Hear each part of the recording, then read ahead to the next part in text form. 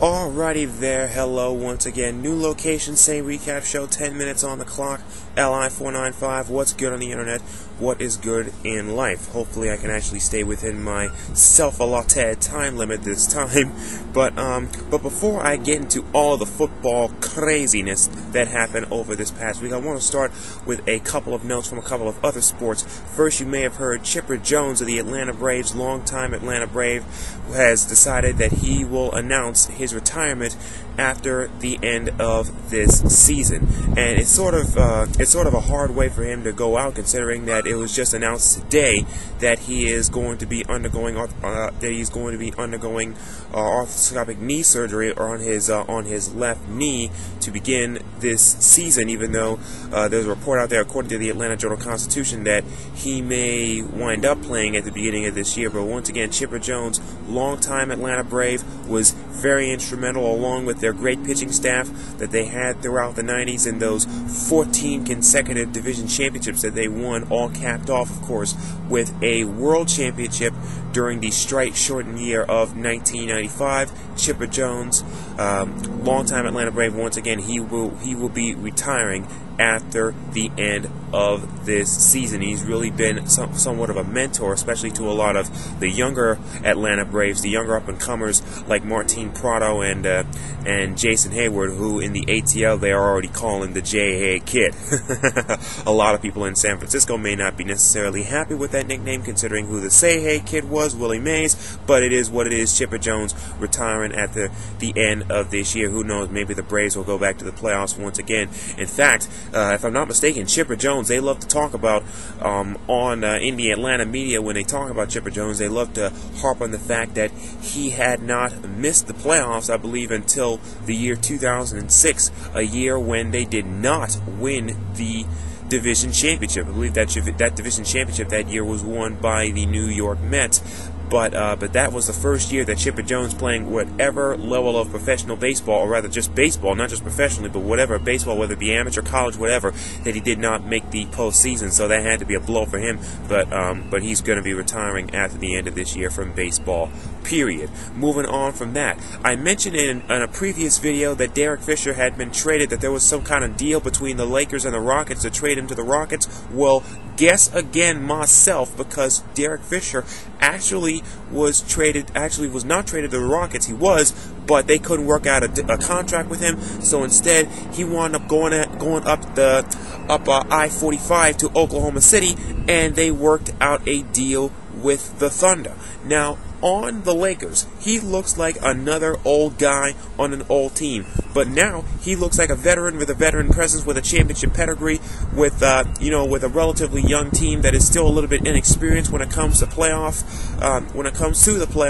But now this is their best shot that they've had at winning a championship in the young history of the Thunder, ever since moving, ever controversially, I still must add, from Seattle when they were the Sonics. But with Westbrook and Durant and everybody else that they got there, James Harden, this is their best shot that they have of winning a championship, and I think that they're going to personally go there. They're going to get out of the Western Conference. They're going to be the Western Conference representative to the NBA Finals, and I think that they will face the Miami Heat this year. And I have a funny feeling now that series is going to go 7 between Miami and Oklahoma City, when we get to it. But hey, that's just an opinion coming from moi.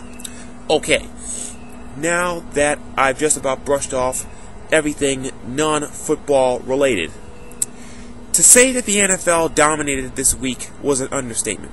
To say that the NFL dominated that Wednesday is an understatement. Particularly that Wednesday. I mean, there was a report out there that said that the NFL Network's viewership tripled on a Wednesday in the offseason. That shows you how much of a cable juggernaut I believe that the NFL Network is becoming.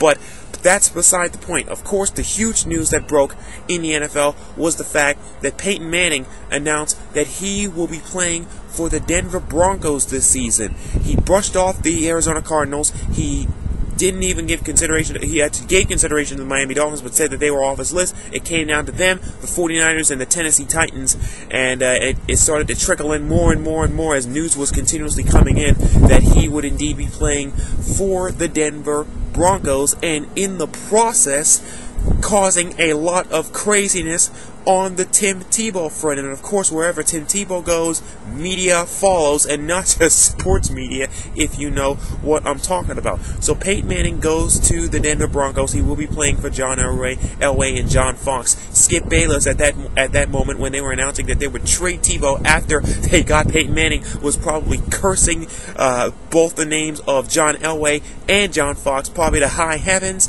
and Tebow wound up being sent to the New York Jets, and we all know the craziness and everything else that occurred around that. Was he going to go to the Jets? Was he going to go to the Jaguars? Was he going to go here? Was he going to go there? Was he going to play? Where in the heck was he going to play after being traded from the Denver Broncos? And it looked like that he was going to indeed play for the Denver Broncos, or rather, it looked like he was going to indeed play for the New York Jets until the Jets started, calling the Denver Broncos, and they looked over the contract and they went, "Huh? Come again? Let me call John Elway up." Hello? Yeah, is this the Denver Broncos? Is this John Elway? Yeah, hello, this is Woody Johnson. Apparently, we just read a clause in Tim Tebow's contract that said that we would have to pay you back money somewhere in the realm of $4 to $5 million back to you if we sign this guy, if we trade for him. So you know what? We may want to look over this. We may not want to do this deal because we don't want to pay you back any money. We thought we were getting this guy free, but it turns out that we were going to have to pay this guy back, pay you back $4 million.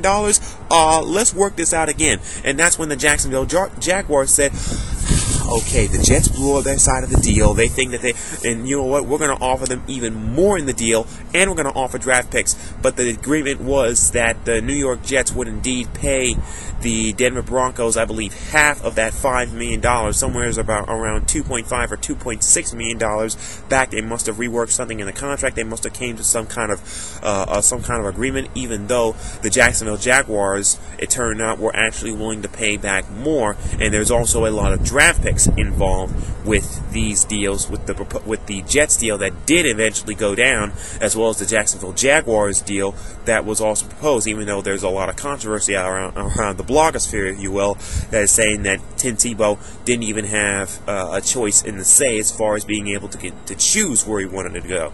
There was a report out there that said he chose the New York Jets, but something that I believe when people say that he didn't necessarily choose the Jets, more like the Broncos chose the Jets for him, that he wanted to go back to North Florida. He's familiar with the area, of course, the University of Florida. It's Gainesville. Gainesville's not all that far from Jayville, so there is some question as to if Tebow actually did go where his heart desired.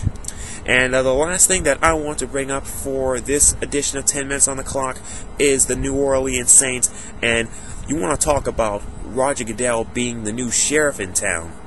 He certainly exerted his authority on the New Orleans Saints after it was found out that Greg Williams and Sean Payton were indeed running a bounty program in New Orleans, and now with reports saying that he was running a bounty program as far back as when he was a coordinator with the Washington Redskins, and particularly targeting Brad Johnson. But they got the hammer dropped down on him. Sean Payton will not be coaching this year, and he has to pay back $500,000. Greg Williams will not be there for the New Orleans Saints this year, and he also has to pay back $500,000, I believe. The general manager, Mickey Loomis, he suspended 8 games, even though I think it should have been longer. Maybe it should have been the whole season. And I think he got fined as well. Somebody, either Williams, or I'm guessing it was Williams, but either Williams or Loomis got fined $500,000. So overall, they're losing a lot of money in this deal, and Sean Payton is not going to be paid $7.5 million. So, what excusez-moi, I'm not being paid this season. And the New Orleans Saints are in huge trouble as far as trying to find a coach is concerned. Maybe they'll just go ahead and they'll hire somebody from their current staff. But as long as they have Drew Brees and all them guys, they should be fine. But who knows how the offense and the defense is going to react to the fact that Sean Payton is no longer going to be their head coach down in New Orleans. So that's my show for today. 10 minutes on the clock. Once again, what do you think of all these topics? What do you think about the New Orleans Saints absolutely getting the hammer dropped down on them? In my opinion, I think this is going on everywhere, and I don't believe what Roger Goodell is saying when he says that this is a step in the right direction. No, a step in the right direction would be a league-wide investigation of the bounty system, because it just happened that the Saints got caught. But you know what they say, it ain't cheating if you ain't get caught. And like C-Do back in the 90s, everybody's doing it. So I think Goodell should go ahead and investigate everybody when it comes to these bounty programs in the NFL, because it is NFL culture. So Saints bounty programs, Fisher signed with the Oklahoma City Thunder, Manning to the Broncos, Tebow to the Jets, all this other mess, March Madness going on in the sports world. Once again, what do you think about all this? Rate, comment, react, reply, add, and subscribe. This has been 10 minutes on the clock. LI495 Akeem Balaam. Once again, see you on the internet someplace. Rate, comment, react, reply, add, and subscribe. Real sports talk.